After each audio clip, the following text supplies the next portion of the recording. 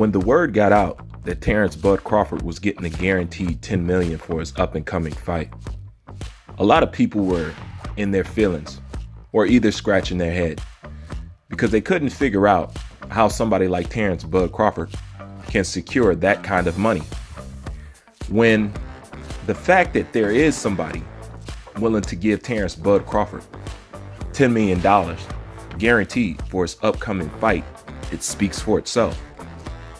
Obviously, somebody sees something in Terrence Bud Crawford that maybe the detractors don't. And always when people ask you, are you serious about what you mean? Serious about what you say? The famous saying goes, put your money where your mouth is. Well, somebody has obviously filled up Terrence Bud Crawford's plate with $100 bills. And the Errol Spence detractors are angry, mad, upset, disturbed, irritated, and also PMSing. But they can't seem to wrap their brain around how that is possible.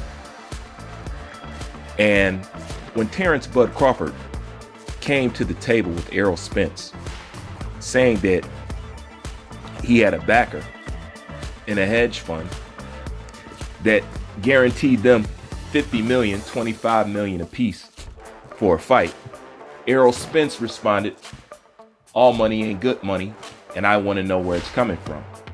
And being that Errol Spence has shown total lack of control over his career and what he does next, it's kind of a funny question for him to ask, especially one who claimed to be his own promoter at one point in time, and the world slowly found out that that was not true. So he turns down the $25 million because supposedly all money isn't good money. And Errol Spence, Errol-sexual fanatics want to know, where is this money coming from?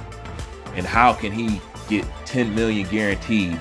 And also somebody's willing to give him $50 million, $25 million apiece to fight Errol Spence, when most of the answers is right in front of their face. So when I show you this picture, I'm only going to ask you to take one logical guess. It's no secret that Warren Buffett is a fan of Terrence Bud Crawford. And they share the same likeness in, well, as Terrence Bud Crawford say, they're both cheap. That's why they get along or have a good relationship. Poking fun, of course, but yet dwelling in reality.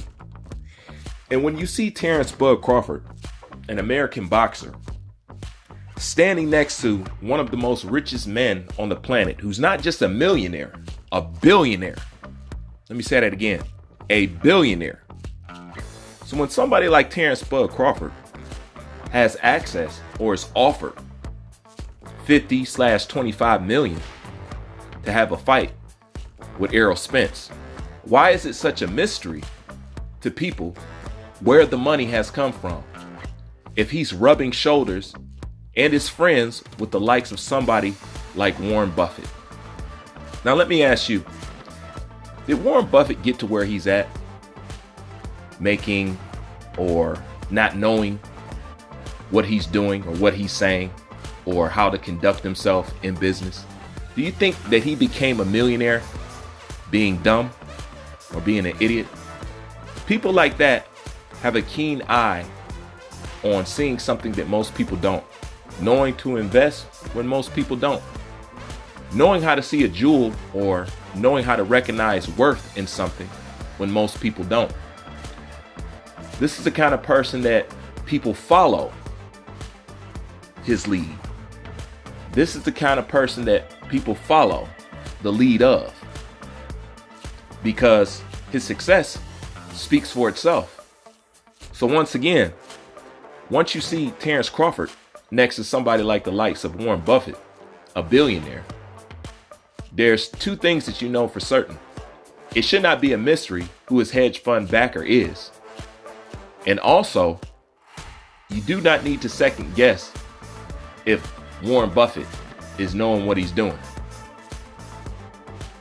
And being that he has already stated that Terrence Bud Crawford is his favorite fighter, do you think he wouldn't show support to one of his favorite fighters? Especially when he has the room, the space, the connections, and the finances to do so. So when Errol Spence said all money isn't good money, well, unless you're telling me a man that's worth $1 billion is not sitting on any good money, then I guess I just must be the biggest fool on the planet, along with everybody else. So as far as where the money has come from, there's no reason to question Terrence Bud Crawford, because Warren Buffett is about legit as it gets. So what do we know now? That 50 million that he was talking about was guaranteed, in the bag. He does have access to it. He can put his hands on it.